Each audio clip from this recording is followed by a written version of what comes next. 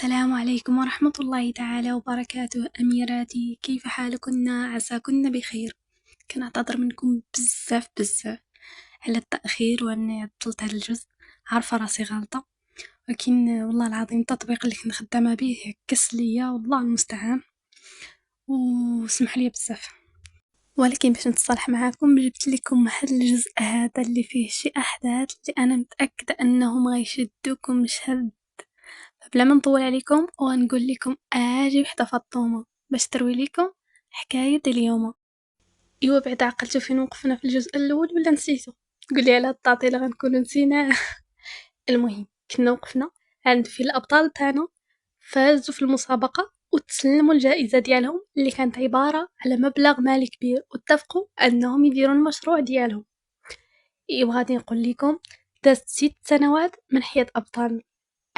6 سنوات اللي دازت واللي الأبطال تاعنا دوزوها كلها مع بعضياتهم، كيتعاونوا مع بعضياتهم في القراية، كيخرجوا مع بعضياتهم، وأيضا ولاو خدامين مع بعضياتهم في المشروع ديالهم اللي كان عبارة على مطعم صغير ديال الأكل. واخا ما عمرهم ما اعترفوا لبعضياتهم بشي حاجة، ولكن الأفعال تاعهم والدعم تاعهم لبعضياتهم كان خير من 1000 كلمة كنبغيك. إيوا اليوم يوم جديد من حياة أبطالنا. اليوم يوم التخرج. رشيدة اللي كانت واقفة بكل أناقتها المعتادة، كانت لابسة هاد اللبسة الفنة هادي، واقفة جنب والديها اللي جاو من المغرب باش يحضروا التخرج تاعها. أما في بلاصة أخرى اللي قريبة منها نيت نفس الجامعة طبعا، كان واقف أحمد اللي حتى هو كان لابس لبسة أنيقة وكبير حتى هو وزيان وتبودر، بحكم أنه كان ملتزم بالرياضة تاعو طول هاد 6 سنوات. راه كنقول لكم ولا باد بوي من الدرجة الرفيعة. يضحك معاكم أحمد ولد محترم وملتزم، هو اللي كان واقف وجنبو حتى هو عائلته اللي جاو حتى هما باش يوقفوا معاه. ونطقت ماما الحاجة سلطانة اللي لاحظت ولدها كيشوف في رشيدة وانبهر بالأناقة تاعها، وهي تقول ليه سبحان الله وليدي، فين سايف البنت هادي تاكلها بعينيك. أحمد اللي حس بالإحراج من هضرة مو، بالأخص أن الطباخ سمعها، هو يدور عندها وقال لها لا الوالدة، هي كنت ساهي ما كنشوف حتى وحدة. ماما الحاجة سلطانة اللي نطقت قال لهم عبارة من الكذوب ياه، راه انا امك، انا اللي والداك وعاجناك من الصباح وانت حل فيها عينيك. ديك مولات الفولار اللي واقفه حدا دوك الناس باينه فيهم مغاربه، ياك الحاج ابراهيم اللي نطق قال لها الله اعلم، راه كاين بزاف تاع الدول المسلمين اللي ساكنين هنايا، ماشي غير حيتاش البنت لابسه الزيف راه مغربيه. اما احمد اللي تدخل في الحوار تاعهم نطق بلا ما يحسوا قال لهم لا مغاربه راهم من اكادير. الحاجه سلطانه اللي نطقت قالت لي ها شتي اش قلت لك. الحاج اللي قال لهم سبحان الله العظيم، قلعتيهم من الطياره. هي اللي ضحكت قالت لي واش شتي راه حنا المغاربه كنعرفوا بعضياتنا. احمد اللي حرك راسو بلا حول ولا قوه الا بالله من هضره ماما، وعاود بقى ساهي في رشيده. طنطقات مو قالت ليها اجي انت بعدا باش عرفتيهم من اكادير، هي كتعرف البنت. احمد اللي حشم عارف راسو حصل الحصله تاع الكلاب، يقول لها اش نقول لك الوالده غير كتقرا معايا وصافي، ما كنعرفهاش بزاف زعما. اللي صغرت في عيني وقالت لي كتقرا معاك، راه ولدك راك ولد كرش يا سي احمد، يا قري لا بيتي تقر. احمد اللي تخربق وما بقى عارف ما يقولو، كيقول مع راسو يا ربي تفرجها من عندك. تاني جاء الفرج وناداو باسمه باش يطلع ياخد الدبلوم تاعو. هو اللي بس لمو على راسها وقال لها دعي معايا باش ما نتوترش. اللي قالت ليه الله يحفظك يا وليدي ويسهل عليك ما صعب.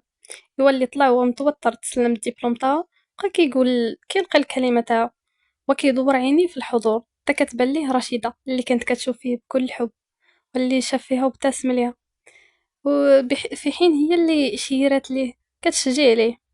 ايوا كمل وهو ينزل رجع عند والديه وهو فرحان.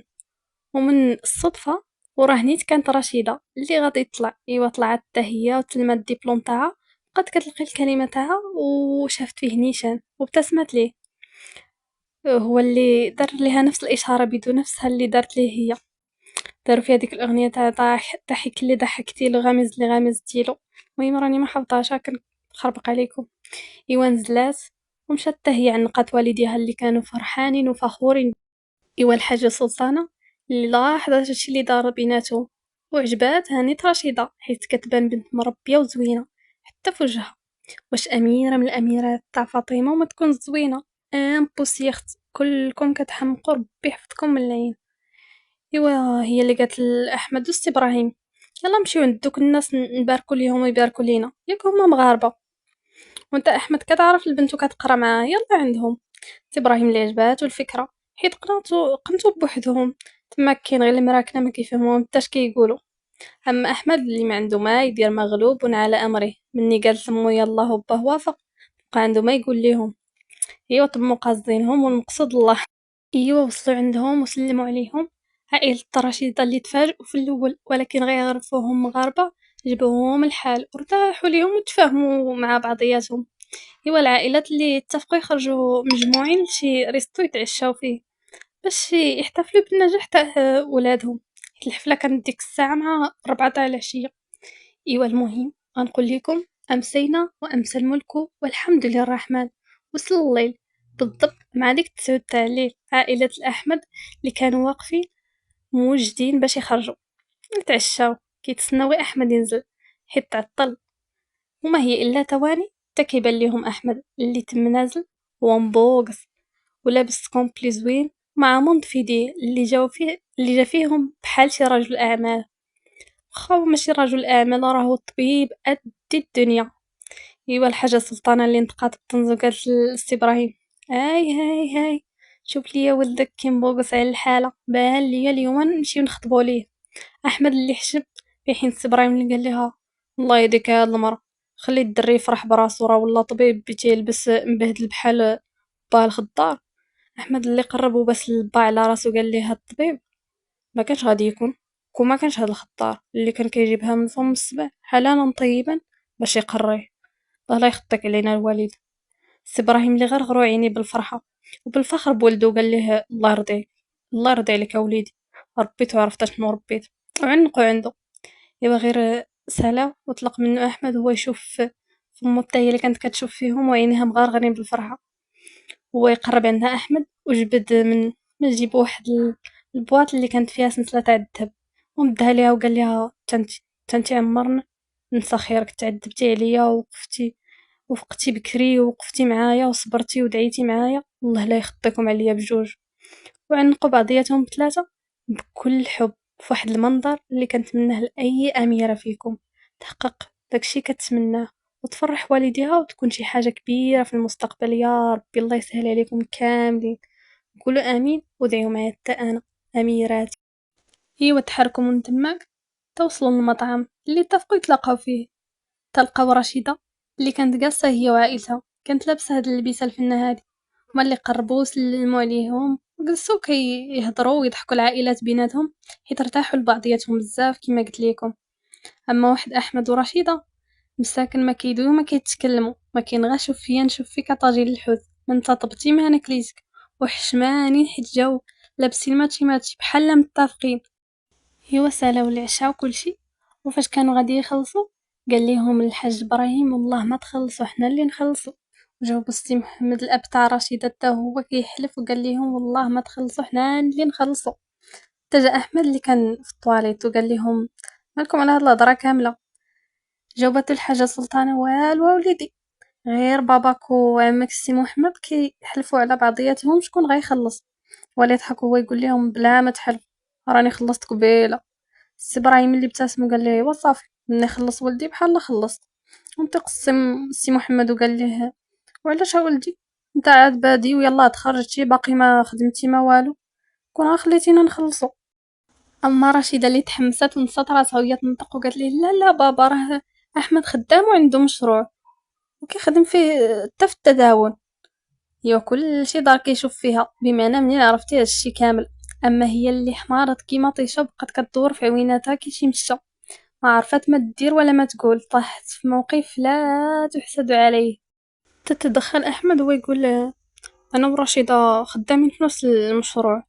سي احمد اللي قال له كيفاش خدامين في نفس المشروع وعاود دار شاف رشيدة بمعنى هادشي كنسمع الاب تاع رشيدة متشدد شوية، ما يبغاش تدوي مع الدراري.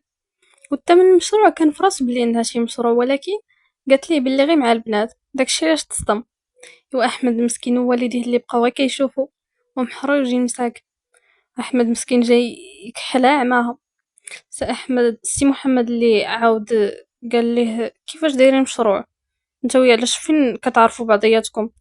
احمد اللي فهم ان سي محمد ما عجبوش الحال حيت كيدوي ليه مع بنته، وينطق بتوتر وقال ليه شوف عمي، انا ورشيده كنقراو مع بعضياتنا، وني ربحنا في ديك المسابقه اللي تنظمات قبل 6 سنين هذا، وربحنا فيها قررنا نديرو مشروع مع بعضياتنا بحكم ربحنا المسابقه مع بعضياتنا، وراه معانا حتى فيها واحد البنت وواحد الدري اخرين، وراه كتجمعنا غير الخدمه عمي. سي محمد اللي قال ليه اها مزيان، مزيان ولدي، وعقد غباشته باين عليه انه ما عجبوش الحال. واللي عاود نطق وقال لعائلة احمد السلام عليكم، نتشوفوا مره اخرى ان شاء الله. وناضو خرجوا من تماك هو ورشيدة وماما. ايوا رشيدة البطلة تاعنا اللي الطريق كاملة وهي غير كترجف حيت عارفة باباها شحال صعيب وما عندوش مع البسالة الزايدة. ايوا مشاو وركبوا في الطوموبيل والطريق كاملة وهي غير كتسنى باباها يقول شي حاجة ولا يبهدلها ولا يضربها ولا اي حاجة، ولكن وقع العكس تماما. الاب تاعها بقى غير ساكت وعقد حجبانه وباينه فيه انه مقلق ومعصب. البطلة تاعنا اللي حست بالذنب صراحة حيت راه باباها هداك وما تبغيش تشوفو مقلق في نهار مهم في حياتها بحال هذا. البطلة تاعنا اللي نطقات بصوت رقيق وفيه رجفة، بابا واش انت مقلق مني؟ سي محمد اللي نطق ببرود، لا، علاش غادي نتقلق منك يا بنتي؟ مقلق ما والو. رشيدة اللي قالت ليه واش انت متاكد انك ما مقلقش مني حيت درت مشروع مع دري كيقرا معايا؟ ولا سكت شويه وهو قال لها الصراحه ما مقلقش منك من هادشي. يلي جاوبته باستغراب وقالت ليه ومناش مقلق مني حبيبي؟ واللي ابتسم من سمع ديك كلمه حبيبي من بنته وقال لها حيت خبيتي عليا وكذبتي عليا وانا راني كنثيق فيك زعما. البطله تاعنا اللي حشمات وبقات غير حاضره راسها وساكته وكتبكي. توصلوا للدار، مشى سي محمد باركا طوموبيل في البلاصه المخصصه ليها وطلعوا للدار. ومع الباب تاع الدار غيحلوها سي محمد لاحظ دموع في عينين بنته ويشدها من درعها وجرها عنده ويقول لها مالك علاش كتبكي؟ رشيدة اللي شافت فيه عاود هبطت عينيها بانكسار وهي تقول ليه حيت خنت ثقتك فيا بابا. هو اللي ضمها عنده وقال لها وهو كيمسح ليها دموعها وقال لها الاميره تاع بابا فراسك بلي نتو خواتاتكم ولا وينات باش كنشوف ومستحيل انني نتقلق منك. رشيدة اللي ابتسمت وقالت له سمح لي يا بابا بزاف.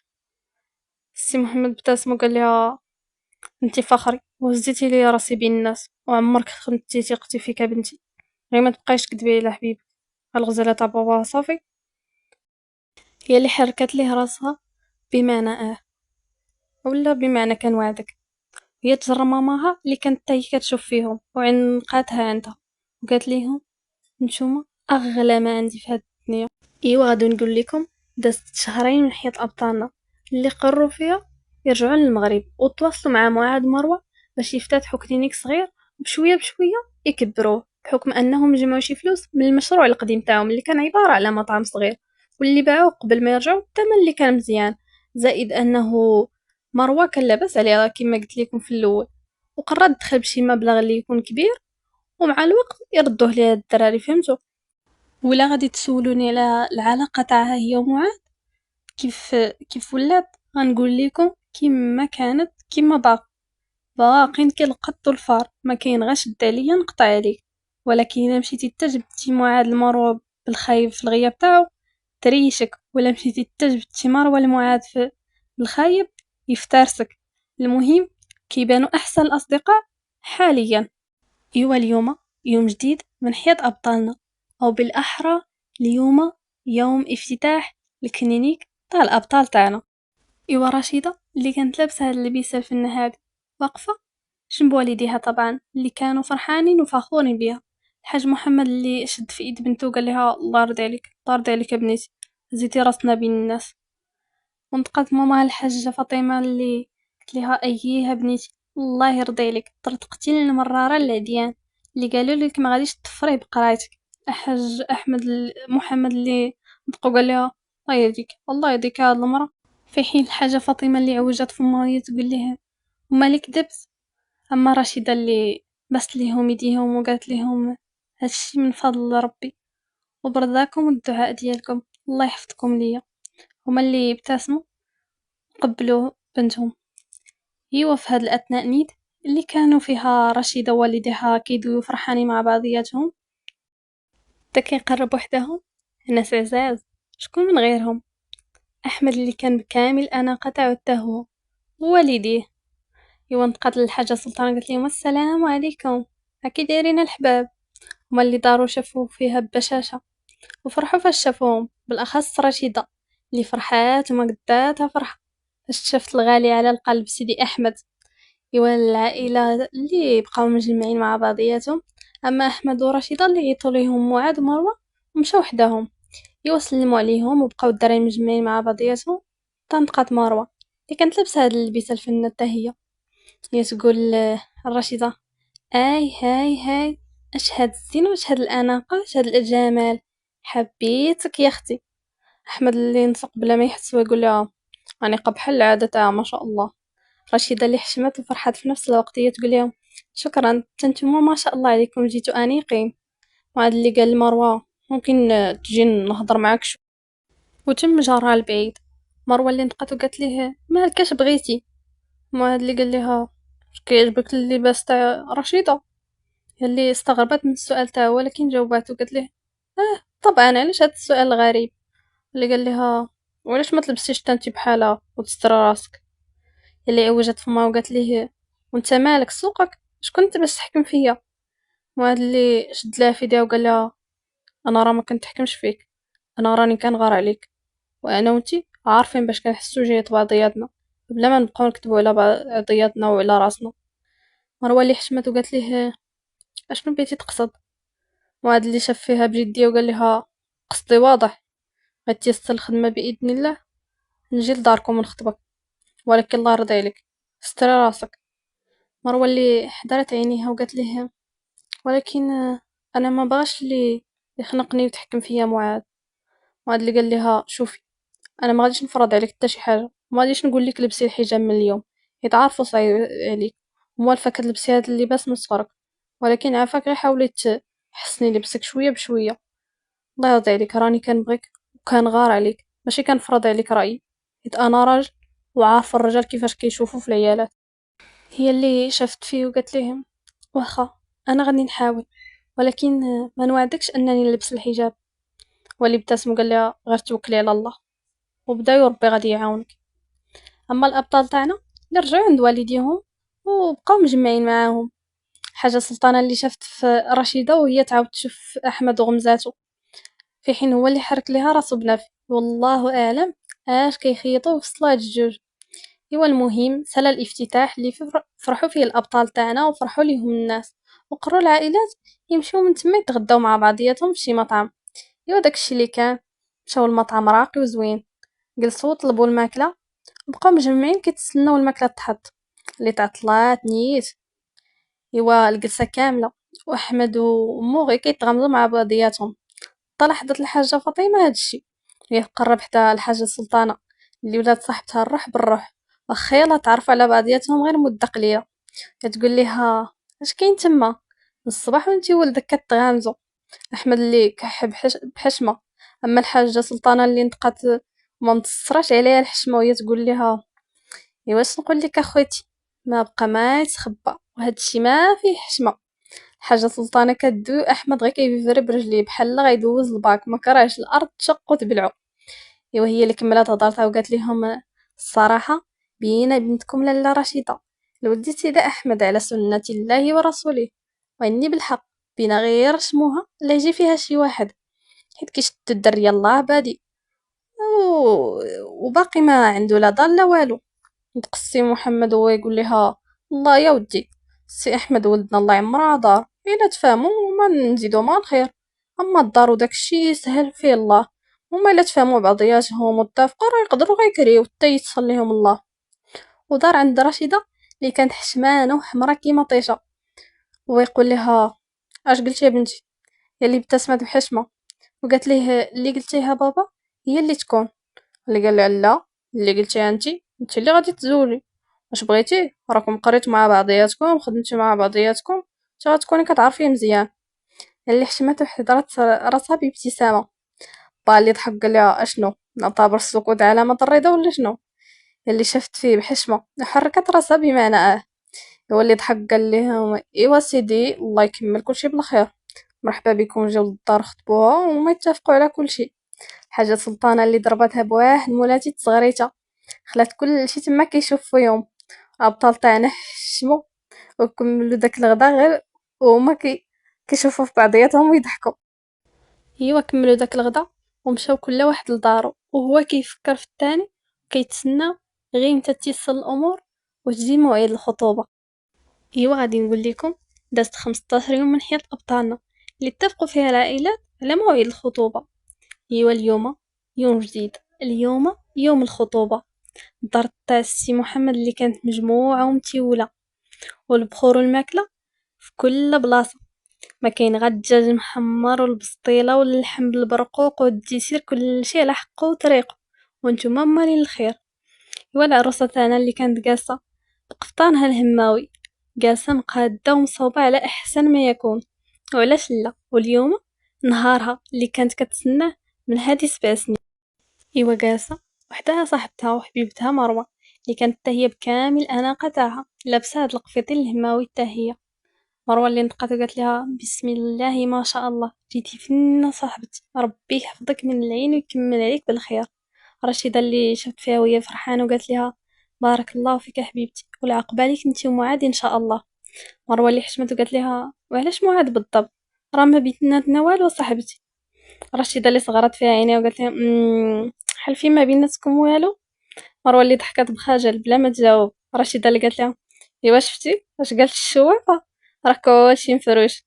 مروه اللي ضحكت وقالت لها ويلي كلشي باين. رشيدة اللي ضحكت وقالت لها كلشي باينه صاحبتي، غير قولي ليه يجي لداركم في اقرب وقت وما تخليش يبقى مجرجرك ويدور بيك من هنا لهيه. راه حنا اميرات وغاليات واللي بغانا خصو يتقاتل علينا وماشي يلقانا بالساهل.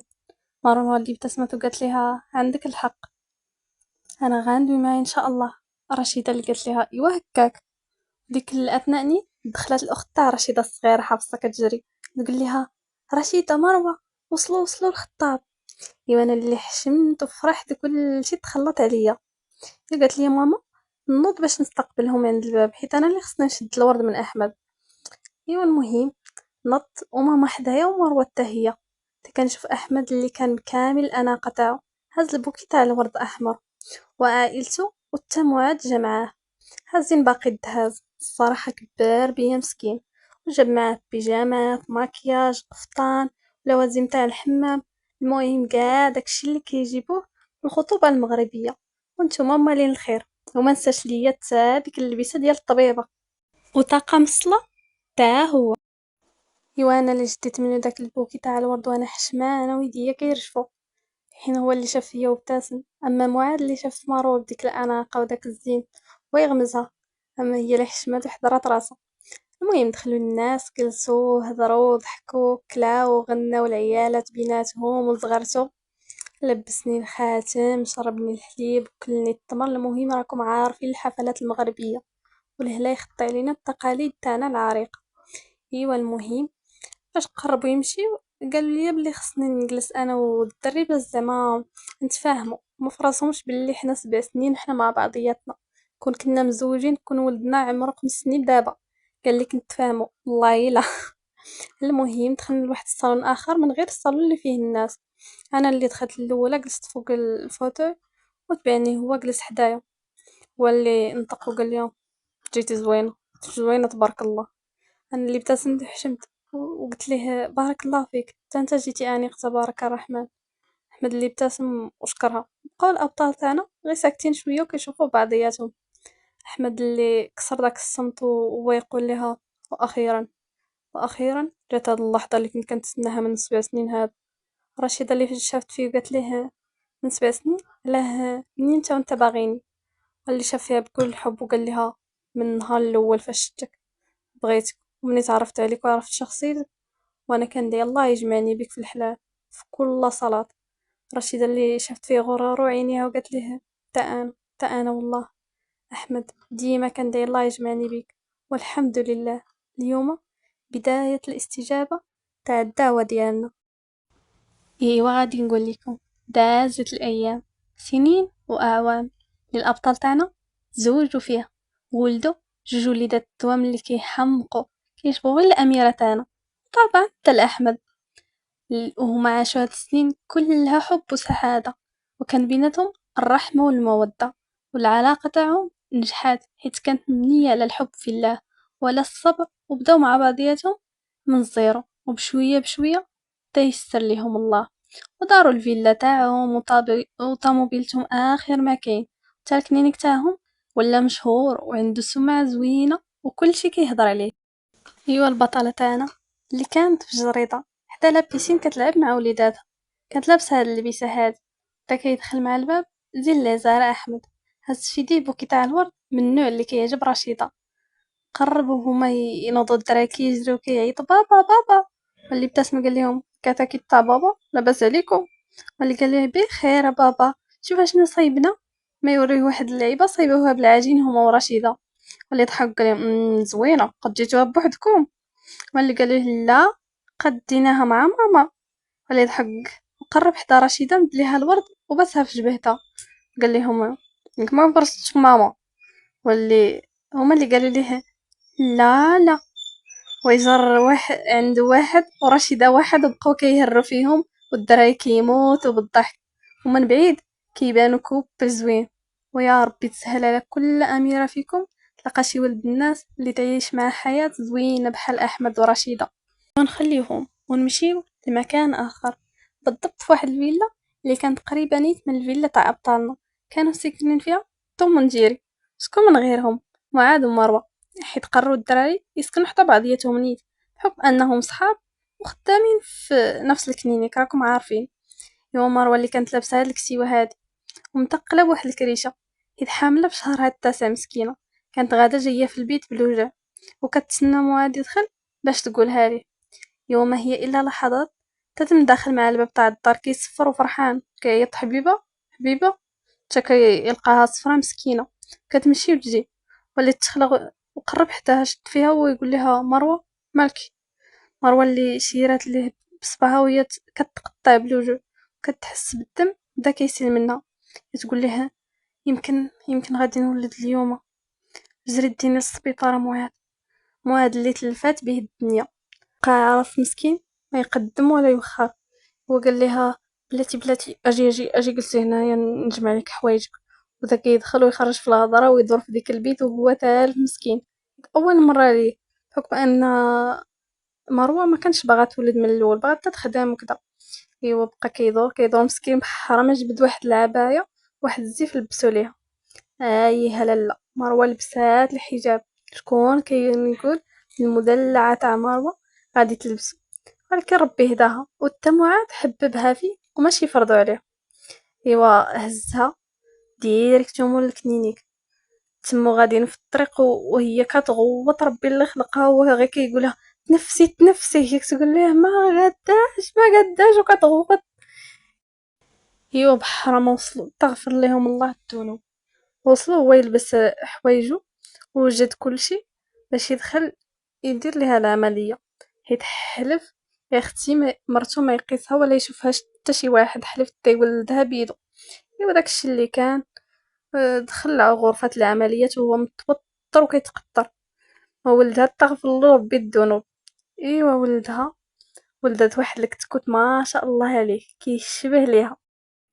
ايوا معاد اللي غير شاف ولدو فرح مسكين وحس بكاع داك التعب وكاع داك القلق، تحط من على ظهرو هزو وهو يمسح ليه وأد ليه في ودنيه، وقرب وحده مروه حتى هي غير شافتو نسات الهم ونسات كاع داك التعب اللي دوزات عليه، وقالت ليه ما شاء الله غزال كيشبه ليا ياك، ولا قالها طبعا زوين بحال ماما، وما وبقاو مبتسمين كيهضروا مع بعضياتهم، حتى الواحد دقيقه وهي تقول له مروه شوف ما عيطتيش لرشيدة وعلمتيها ياك؟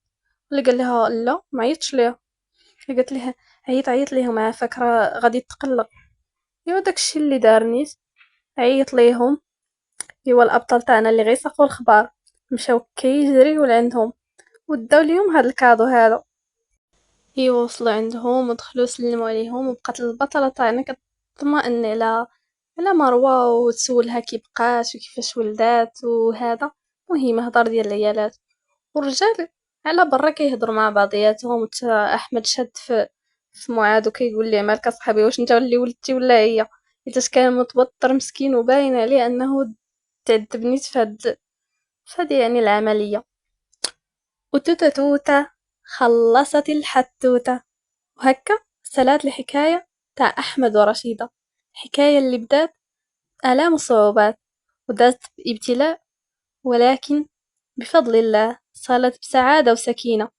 والدعاء ديالنا لكل أميرة كتستمع لهاد القصة، كنسأل الله سبحانه وتعالى يرزقها زوجا صالحا وحياة كلها مودة ورحمة، ويحقق لها كل ما كتمناه. نشوفكم في القصة الجاية إن شاء الله، وما تنسوش تدعموني بلايكاتكم واشتراككم في القناة وكومنتير زوين بحالكم. والسلام عليكم ورحمة الله تعالى وبركاته.